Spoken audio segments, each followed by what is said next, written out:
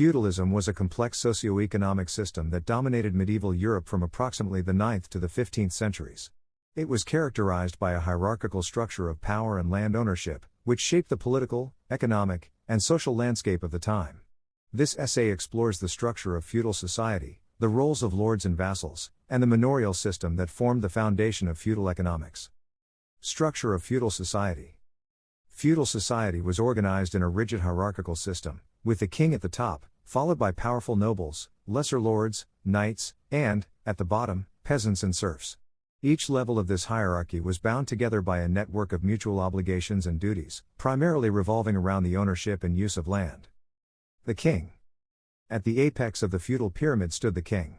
The king was the ultimate authority and landowner, granting large tracts of land, known as fiefs, to his most trusted nobles in exchange for their loyalty and military support. The king's power was often limited by the need to maintain the loyalty of these nobles, who could otherwise pose a significant threat to his rule. Nobles and lords. Below the king were the great nobles, also known as barons or lords. These individuals were powerful landowners who held significant influence and autonomy within their fiefs. They owed military service and counsel to the king and, in return, received the right to govern their lands, collect taxes, and administer justice. Vassals. The relationship between a lord and his vassals was the cornerstone of the feudal system. Vassals were individuals who received land from a lord in exchange for their loyalty, military service, and other forms of support. This relationship was formalized through a ceremony called homage, where the vassal pledged fealty to the lord. The vassal's primary obligation was to provide military assistance, but they also offered financial and political support when needed. Knights. Knights were the warrior class of feudal society, often serving as vassals to more powerful lords. They were granted smaller fiefs in exchange for their military service. Knights followed a code of conduct known as chivalry, which emphasized bravery, loyalty, and honor. They played a crucial role in the feudal military system, serving both as soldiers and as enforcers of the lord's will. Peasants and serfs. At the base of the feudal hierarchy were the peasants and serfs. Peasants were free individuals who worked the land and paid rent to the lord, while serfs were bound to the land and could not leave without the lord's permission. In exchange for their labor, peasants and serfs received protection and the right to cultivate certain plots of land for their own subsistence. Serfs, however, were subject to more restrictions and had fewer freedoms compared to free peasants. Roles of lords and vassals. The relationship between lords and vassals was characterized by a complex web of duties and obligations that defined their interactions and ensured the stability of the feudal system. This section explores the specific roles and responsibilities of lords and vassals within the feudal hierarchy. Lords. Lords were the landowning elite in feudal society, wielding significant economic, political, and military power. Their primary responsibilities included 1. Land management. Lords were responsible for managing and overseeing their estates. This included ensuring the productivity of the land, collecting rents and taxes, and maintaining the infrastructure necessary for agriculture and trade. 2. Military protection. One of the lords' most critical duties was to provide military protection for their vassals and serfs. This involved maintaining a retinue of knights and soldiers, building fortifications, and leading military campaigns when necessary. 3. Justice and governance. Lords acted as the primary authority within their fiefs, administering justice, resolving disputes, and enforcing laws. They held court sessions to adjudicate legal matters and ensured the smooth functioning of local governance. 4. Feudal obligations. Lords were vassals to higher-ranking nobles or the king, to whom they owed loyalty and military support. This included providing troops and resources during times of war, attending the lord's court, and offering counsel and advice. 5. Economic exploitation. Lords benefited economically from the labor of their peasants and serfs. They collected rents, tithes, and other forms of payment, which were used to support their lifestyle, maintain their estates, and fund military endeavors. Vassals. Vassals played a crucial role in the feudal system, serving as the intermediaries between lords and the lower classes. Their responsibilities included 1. Military service. The primary duty of a vassal was to provide military service to their lord. This involved serving as a knight, leading troops, and participating in military campaigns. Vassals were expected to be well equipped and ready to fight when called upon. 2. Loyalty and fealty. Vassals pledged loyalty to their lord through a formal ceremony called homage. This oath of fealty was a binding agreement that required the vassal to support their lord in both military and political matters. 3. Financial support. In addition to military service, vassals provided financial support to their lord. This included paying feudal dues, contributing to the lord's ransom if captured, and providing funds for special occasions such as the lord's marriage or the knighting of his son. 4. Administration of land. Vassals were granted fiefs by their lord, which they managed and governed. They collected rents and taxes from the peasants and serfs living on their land and ensured the productivity and sustainability of their estates. 5. Counsel and advice. Vassals were expected to offer counsel and advice to their lord, particularly on matters of governance, military strategy, and legal disputes. This advisory role was an essential aspect of the feudal relationship, reinforcing the bonds of loyalty and mutual obligation. Manorialism. Manorialism was the economic foundation of feudal society, encompassing the organization and management of agricultural estates known as manors. This system was characterized by the relationship between the lord of the manor and the peasants or serfs who worked the land. Structure of the manor. A typical manor consisted of the following elements. 1. The lord's domain. The domain was the portion of the manor directly controlled by the lord and worked by his serfs or hired laborers. The produce from the domain was used to support the lord's household and his retainers. 2. Peasant holdings. The remainder of the manor was divided into small plots of land assigned to peasant families. These holdings varied in size but generally included enough land to support a family. Peasants were required to pay rent and provide labor services to the lord in exchange for the right to cultivate their plots. 3. Common land.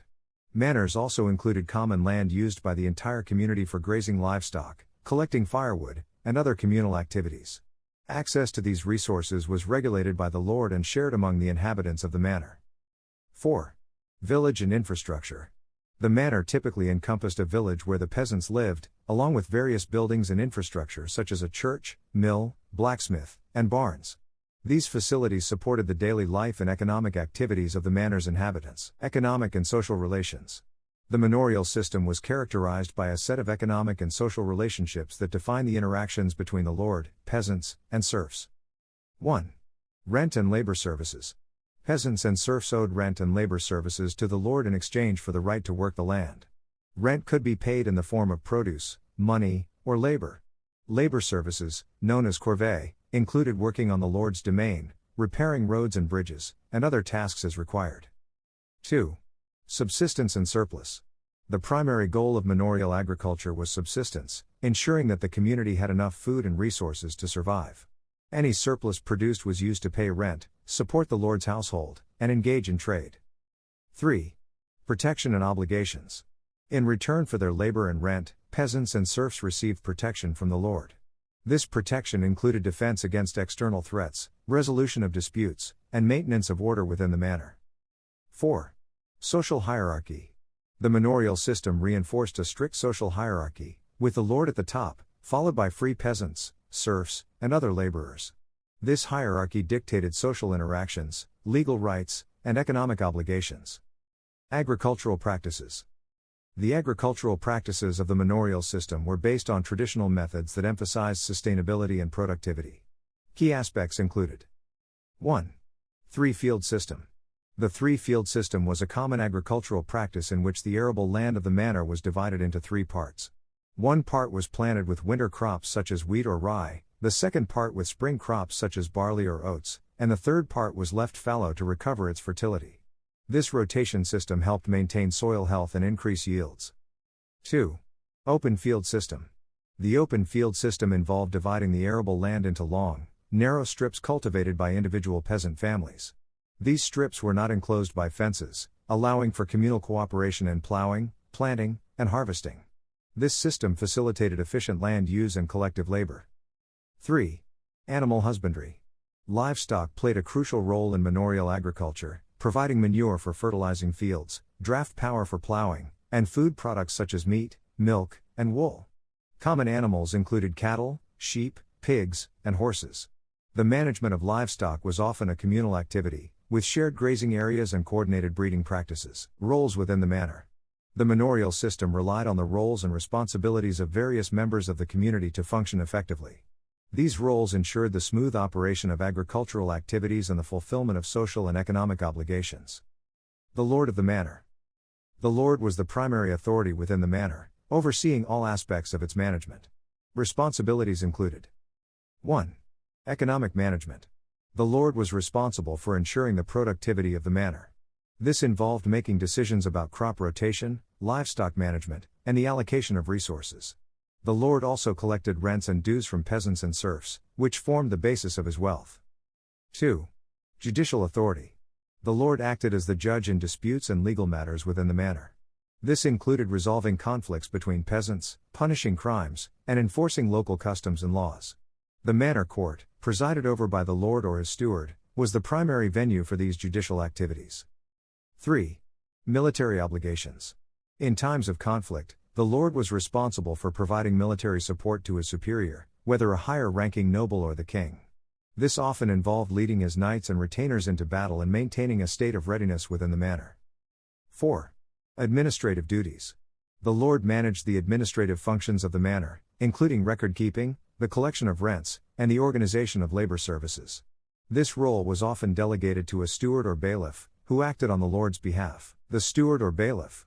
The steward or bailiff was the lord's representative on the manor, responsible for the day-to-day management of the estate. Key duties included: 1. Supervision of agricultural activities. The steward oversaw the planting, harvesting, and maintenance of crops, ensuring that agricultural practices were carried out efficiently and effectively. 2. Collection of rents and dues. The steward was in charge of collecting rents, tithes, and other payments from peasants and serfs. This included keeping detailed records of these transactions. 3. Management of labor. The steward organized and supervised the labor services provided by peasants and serfs, ensuring that tasks such as plowing, harvesting, and maintenance were completed. 4. Judicial functions. In the absence of the lord, the steward presided over the manor court, adjudicating disputes and enforcing local laws and customs. Peasants and serfs. Peasants and serfs were the backbone of the manorial system, providing the labor necessary for agricultural production. Their roles included: 1. Agricultural labor. Peasants and serfs worked the land, planting and harvesting crops, tending to livestock, and performing maintenance tasks. This labor was essential for the sustenance of the manor. 2. Payment of rents and dues. Peasants and serfs were required to pay rents and dues to the lord, often in the form of produce, money, or labor services. These payments were a significant part of their obligations. 3. Participation in the manor court. Peasants and serfs attended the manor court to resolve disputes, participate in communal decisions, and fulfill their judicial obligations. The court was an important venue for maintaining order and addressing grievances. 4. Community activities. The social life of the manor involved communal activities such as festivals, religious observances, and cooperative labor. These activities fostered a sense of community and mutual support among the inhabitants of the manor. Decline of feudalism and manorialism. The decline of feudalism and manorialism began in the late medieval period, driven by a combination of social, economic, and political factors. Key factors contributing to this decline included: 1. Economic changes. The growth of trade and the rise of a money-based economy reduced the reliance on the feudal system. Towns and cities became centers of economic activity, offering new opportunities for wealth and employment outside the manorial structure. 2. Population changes. The Black Death in the 14th century significantly reduced the population of Europe, leading to labor shortages and increased bargaining power for peasants and serfs. This shift weakened the manorial system as laborers sought better terms and conditions. 3. Political centralization. The rise of centralized monarchies and nation-states diminished the power of feudal lords. Kings and centralized governments increasingly asserted control over land and military forces, reducing the autonomy of local lords. 4. Military innovation. Changes in military technology and organization, such as the development of professional standing armies and the use of gunpowder, reduced the effectiveness of feudal knights and the need for feudal levies. 5. Social mobility. The increased mobility of people and the opportunities presented by urbanization and trade allowed individuals to escape the rigid social hierarchy of feudalism. This mobility undermined the traditional bonds of loyalty and obligation that sustained the feudal system. Feudalism and manorialism were foundational elements of medieval European society, shaping its economic, social, and political structures. The hierarchical organization of feudal society, with its complex web of relationships between lords and vassals, provided stability and order during a period of frequent conflict and uncertainty. The manorial system, with its focus on agricultural production and mutual obligations, supported the economic foundation of feudalism.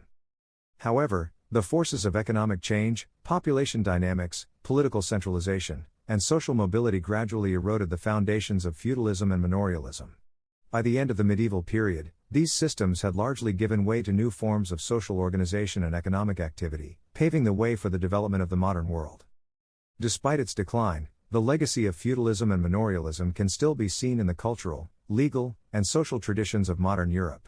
Understanding these systems provides valuable insights into the medieval past and the development of European civilization.